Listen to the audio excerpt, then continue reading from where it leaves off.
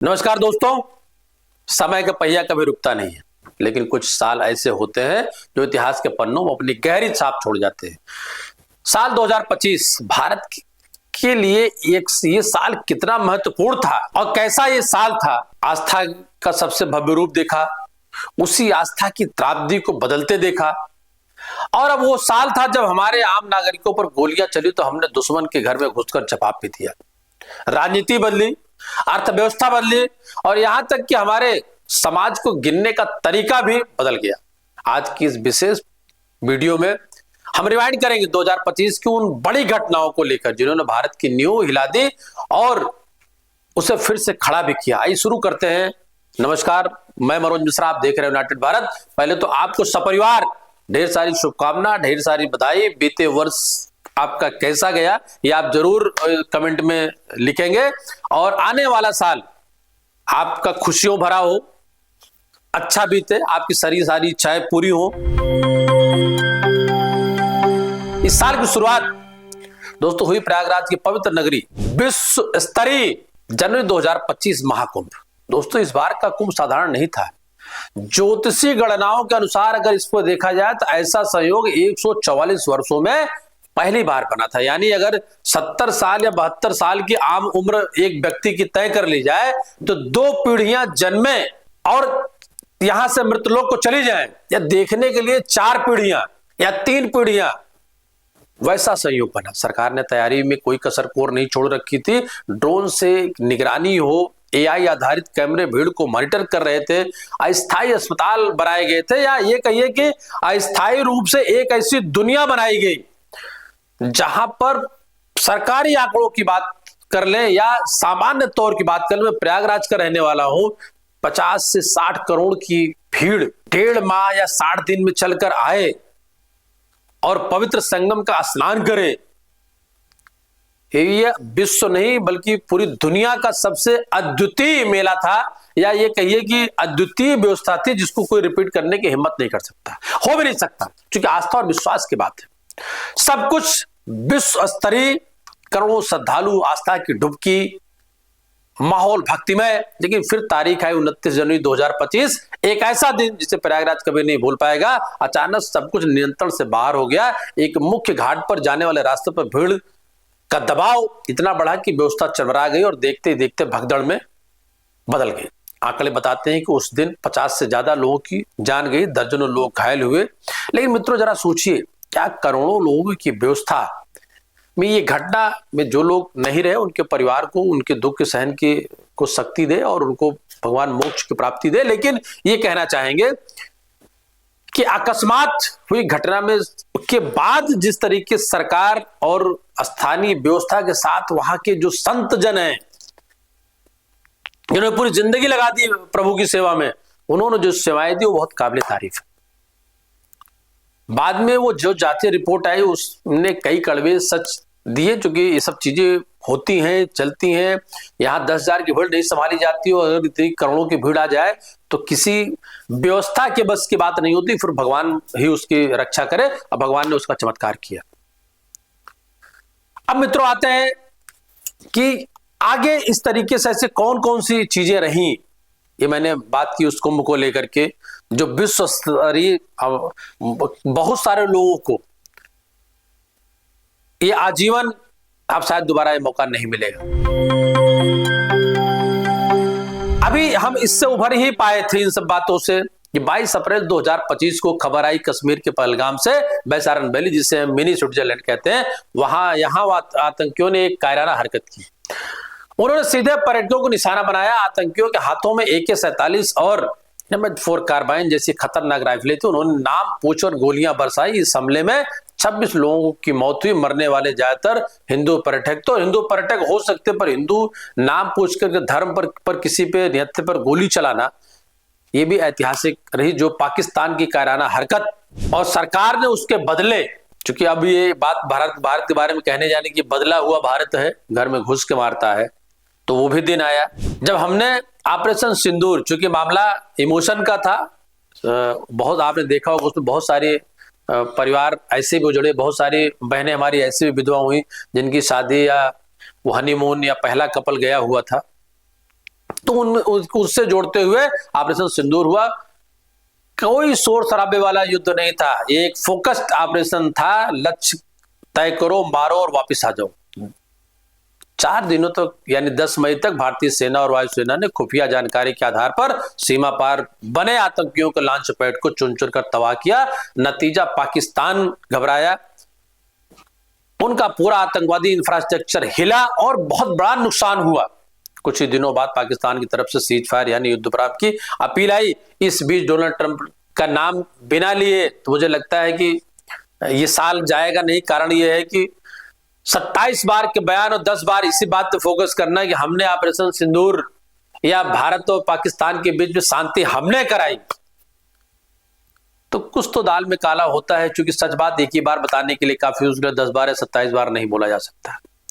और उससे भी ज्यादा भारत को नुकसान पहुंचाने वाली घटना यह थी कि आप ऐसे आतंकवादी देश के सरपरस्त या उसके राष्ट्राध्यक्ष नहीं, उसको राष्ट्राध्यक्ष मैं इसलिए कहना चाह रहा हूं कि वहां आपने देखा होगा कि सैन्य शक्तियां ही राष्ट्राध्यक्ष को संचालित करती।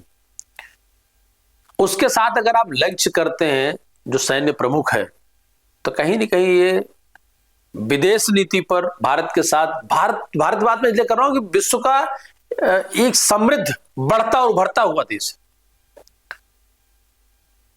लेकिन मित्रों, ऑपरेशन सिंदूर ने साबित कर दिया कि भारत अब घर में घुसकर मारेगा, लेकिन अपनी शर्तों पर, अपने निर्धारित समय पर।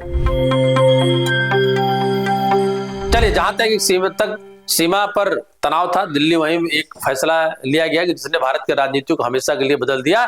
तो तारीख थी 30 अप्रैल, केंद्र सरकार ने ऐतिहासिक घोषणा की और कैबिनेट की मोहर लगी कि अगली जनगणना सामान्य नहीं होगी, ये जातिगत जनगणना होगी।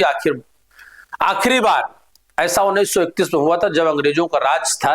इसमें के बाद से हमारे पास कभी भी जातियों का सही डेटा नहीं था। सरकार का तर्क था कि नीतियां बनाने के लिए सही डेटा चाहिए। समर्थकों ने कहा कि यह सामाजिक न्याय की जीत है, लेकिन आलोचकों ने इसे वोट बैंक की राजनीति कहा। तय यह हुआ कि मार्च 27 से इसकी गिनती शुरू होगी। 30 अप्रैल 2025 का इतिहास में दर्ज किया गया, क्योंकि उस फैसले ने मंडल राजनीति के एक नए दौर की शुरुआत की, जिसकी इबारत 91 और 90 में रखी गई थी। अब हम बढ़ते हैं साल के मध्य की ओर, और ये हिस्सा बयां करना सबसे मुश्किल है। 12 जून 2025, अहमदाबाद का आसमान। एयर इंडिया फ्लाइट AI-170 का यह विमान एक बोइंग 787 ड्रीम लाइनर था, दुनिया के सबसे सुरक्षित माने जाने वाले विमानों में से एक। विमान ने अहमदाबाद से लंदन के लिए उड़ान भरी, लेकिन टेक ऑफ के मात्र 32 सेकंड बाद सब कुछ खत्म हो गया। विमान बीजे मेडिकल कॉलेज के पास एक हॉस्टल की इमारत पर जा गिरा। जरा त्रासदी की भयावहता को देखिए। विमान में सवार 242 लोगों में से 241 की मौत हो गई। सिर्फ एक यात्री चमत्कारिक रूप से बच पाया, लेकिन मौत का तांडव से विमान के अंदर नहीं था। विमान जिस हॉस्टल पर गिरा, वहां भी 19 लोग मारे गए। कुल 260 मौतें होंगी। ये बोइंग 787 के इतिहास के सबसे भीषण हादसा था। प्रारंभिक रिपोर्ट रोंगटे खड़े करने वाली थी। पता चला कि इंजन के fuel control switch run mode से अचानक कट ऑफ मोड में चले गए थे। इंजन बंद हो गए, विमान नीचे गिरने लगा। इस हादसे ने पूरे देश को सन्न कर दिया। DGCA ने जांच बिठाई, एयर इंडिया ने उड़ानें रद्द की, लोगों में हवाई सफर को लेकर खौफ बैठ गया। पीड़ितों को मुआवजा तो मिला, लेकिन वो 260 परिवार हमेशा के लिए उजड़ गए। दोस्तों, ये घटना बहुत ही संवेदनशील रही। अब आते हैं साल का दूसरा हिस्सा। आर्थिक मोर्चे पर हलचल लेकर आया अमेरिका में राष्ट्रपति डोनाल्ड ट्रंप और उनकी अमेरिका फर्स्ट की नीति, जो भारत के ऊपर गाज गिरी। 27 अगस्त 2025 ट्रंप ने भारत के सामानों पर 25% अतिरिक्त टैरिफ लगा दिया। पहले से 25% था, अब कुल मिलाकर 50%। हमारे टेक्सटाइल, जेम्स और ज्वेलरी सेक्टर को करारा झटका लगा। भारत की GDP को भी नुकसान हुआ, लेकिन घर के अंदर सरकार ने आम आदमी को बड़ी राहत दी। 22 सितंबर 2025 GST रिवीजन लागू किया। सरकार ने टैक्स स्लैब को पूरी तरह बदल दिया। जो 12% 28% उलझाने वाले स्लैब थे, उन्हें हटा दिया गया। नई व्यवस्था थी 0% जरूरी चीजों पर 5% रोजमर्रा के सामान पर, साबुन, टूथपेस्ट, शैंपू और 18% बाकी सेवाओं पर।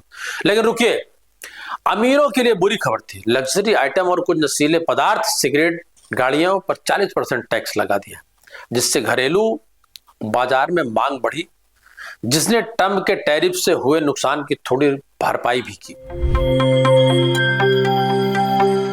मित्रों, और अब आते हैं साल के अंत में सबकी नजरें बिहार पर थी। नवंबर 25 बिहार विधानसभा चुनाव। कहा जा रहा था कि जातिगत जनगणना के ऐलान के बाद बिहार में जाति समीकरण चलेंगे, लेकिन 14 नवंबर को जब नतीजे आए तो सारे पंडित गलत साबित हो और बिहार की जनता ने एनडीए को वो प्रचंड बहुमत दी। देश की आजादी के बाद ऐतिहासिक परिणाम जो कभी कांग्रेस को भी उस स्तर पर नहीं मिल रहा। 243 में से 202 सीटें, यह कोई जीत नहीं थी, यह एक सुनामी थी। महागठबंधन सिर्फ 34 सीटों पर सिमट गया, जिनमें बीजेपी को 89 और जेडीयू को 85 सीटें मिले। इसके साथ ही चिराग पासवान की एलजेपी को 19 सीटें। जीत की असली हीरो थी महिलाएं। 71% महिलाओं ने वोट डाला।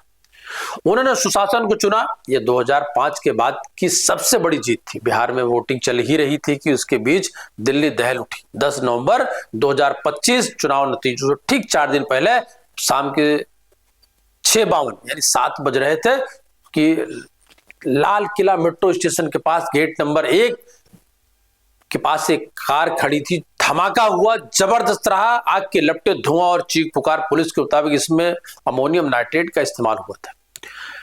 और दोस्तों, इस आतंकी हमले में 13 बेगुनाह लोगों की मौत हुई, 20 से ज्यादा लोग घायल हुए। सोचिए, एक तरफ बिहार में लोकतंत्र का उत्सव चल रहा था, दूसरी तरफ देश के राजधानी में आतंकी अपनी मौजूदगी दर्ज करा रहे थे। इस हमले ने सुरक्षा एजेंसियों को नींद उड़ा दी और पूरे शहर को हाई अलर्ट पर डाल दिया। लेकिन देखिए, इसमें वो आतंकी की साजिश पाई गई जिनको लिखने का अधिकार तो आरएक्स है, यानी डॉक्टर्स। और क्या लिख रहे थे, क्या बना रहे थे, बीच में उन्होंने डी ऐड किया और आरडीएक्स पर काम करना शुरू कर दिए। ये बहुत दुर्भाग्यपूर्ण है किसी भी समाज, पढ़े लिखे समाज के लिए। और जैसे जैसे साल खत्म होने को आया, एक और संकट ने सिर उठाया। दिसंबर 25 भारत की सबसे बड़ी एयरलाइन इंडिगो अचानक घुटनों पर आ गई। 2 दिसंबर से 15 दिसंबर तक हजारों उड़ानें रद्द हो गई। सिर्फ 5 दिसंबर के दिन एक ही दिन में 1600 फ्लाइट्स कैंसिल हुई, यानी यात्री एयरपोर्ट पर फंसे रहे हजारों लोगों की छुट्टियां, जरूरी काम, विदेश यात्राएं, शादियां, रिसेप्शन, हनीमून, नौकरियां, ज्वाइनिंग। ये खाली भारत तक नहीं बल्कि विश्व स्तर पर, चूंकि लगभग 62 से 64% जिस विमान का कब्जा हो जिस देश के विमान यात्रा पर, तो आप समझ सकते हैं कितने सफर किए होंगे। उसमें मैं भी था, मेरी भी कई यात्राएं उसमें रद्द हुई। वजह क्या थी? पायलट को कमी, तकनीकी खराबी या मैनेजमेंट को फेलियर, या भारतीय एविएशन सेक्टर के लिए एक वेकअप कॉल। सिर्फ जहाज खरीदना काफी नहीं, उन्हें उड़ान का सिस्टम और सिस्टम से ज्यादा सुरक्षा और सुरक्षा कारणों पर अगर सरकार ने ध्यान दिया और अगर उसने लागू की, जिसकी सूचना 2 साल पहले आपको थे, आप वो सब चीजें क्यों नहीं ठीक किए और आपकी मोनोपोली के वजह से आपने ब्लैकमेल करने की पूरी कोशिश की। भाई, ये आरोप लगाना चाहूंगा इंडिगो के मैनेजमेंट पर। तो दोस्तों, यह था साल 2025, एक ऐसा साल जिसने हमें महाकुंभ की पवित्रता दी, भगदड़ का दर्द दिया, जिसने पहलगाम के घाव दिए, तो ऑपरेशन सिंदूर का मरहम भी, जिसने एयर इंडिया और लाल किले की त्रासदी दिखाई। इसके साथ नया बिहार चुनाव में लोकतंत्र की ताकत 2025 ने भारत को तोड़ा नहीं बल्कि और मजबूत बनाया है। हमने सीखा है हमारी सुरक्षा, हमारी व्यवस्था, हमारी तकनीकी और अभी और बेहतर होना बाकी है। इन घटनाओं पर आपकी क्या राय है? कौन सी घटना ने आपको सबसे ज्यादा प्रभावित किया? नीचे कमेंट में जरूर बताएं। मैं मनोज मिश्रा, आप देख रहे हैं यूनाइटेड भारत। नमस्कार, जय हिंद, जय भारत और नए साल की ढेर सारी शुभकामनाएं और बधाई।